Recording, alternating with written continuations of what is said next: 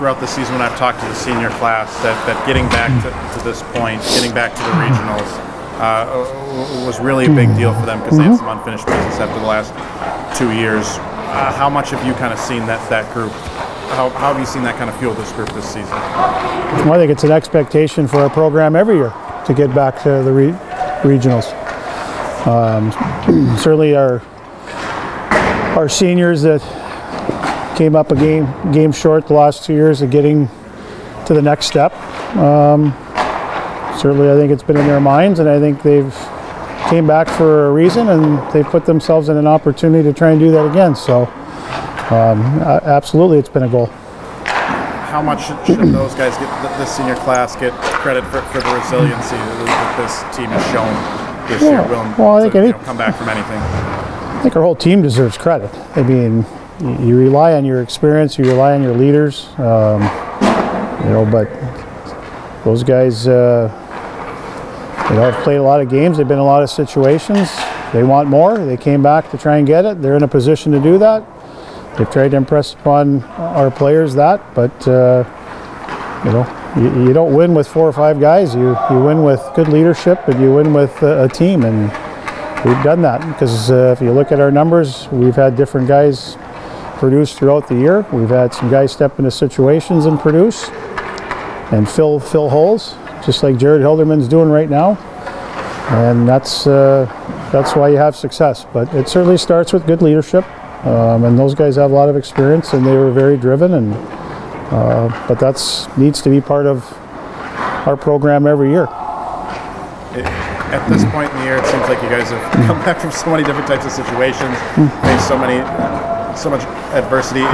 At this point, would you be surprised with anything that this squad can do and come back from? Well, I think all your experiences through the year, you need to rely on those at this time of the year. I mean, we've played some great hockey teams. We've played some different style teams. We've been in a lot of different situations. Those are all the things that you fall back on, and obviously through those situations you hope you become a better team. And but when you're in those situations where you're down a goal or you don't have a great start, and you've been able to come back and get games even or win hockey games, those are good mental boosts for your team. There's no question about it. But this is a time of the year though, Matt, that you're not playing 2 games. You're playing 1 game, and you have big lapses, or you don't start periods well, or you put yourself in a hole. Teams are too good now to necessarily battle back. Our guys, if we're in those situations, will believe they can, just like any team. But you've got to be on your game, and you've got to eliminate those lapses or those periods of play where you can put yourself in a big hole.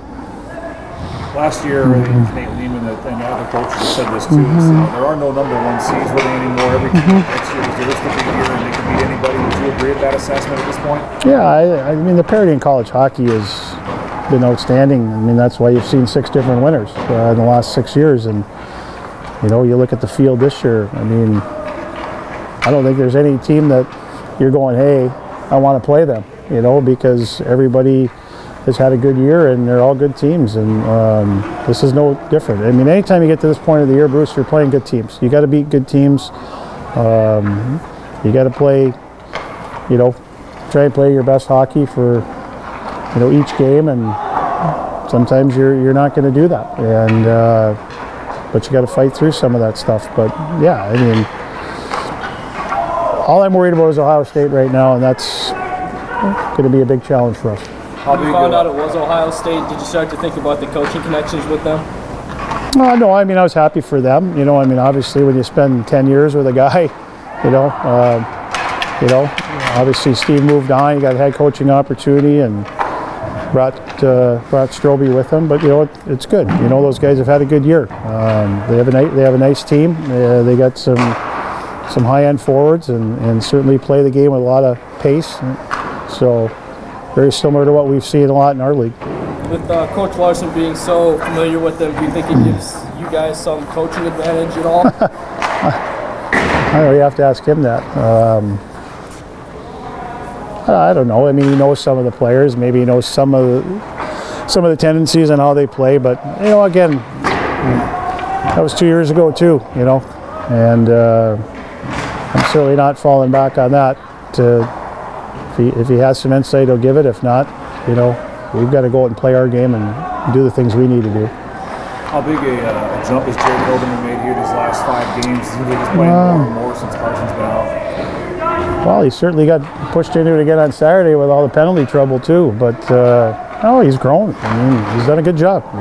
Like I said, as long as he, give him credit for staying ready through practices, and he's getting an opportunity to play some minutes, and sometimes he doesn't know how much it's going to be, so that's not an easy thing either. But I think he's done a good job. Just keep the game simple and play with confidence.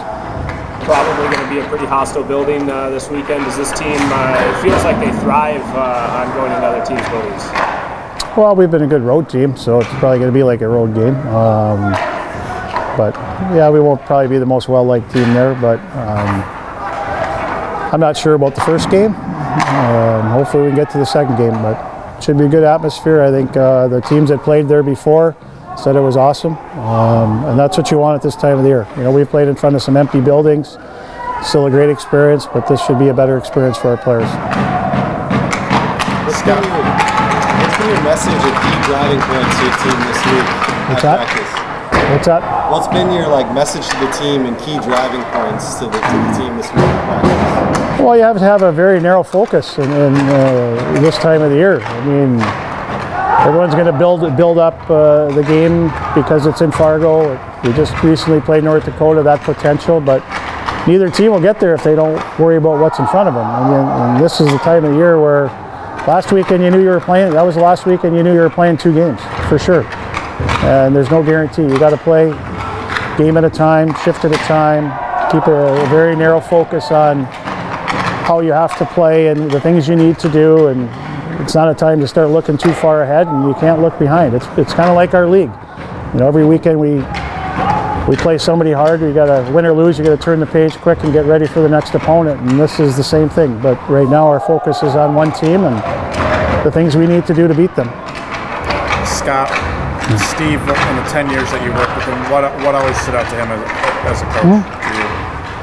Well, he worked hard. He was a good recruiter. I mean, obviously had great knowledge of the game. I think that's shown in some of his successes there, and those are 3 probably the biggest things.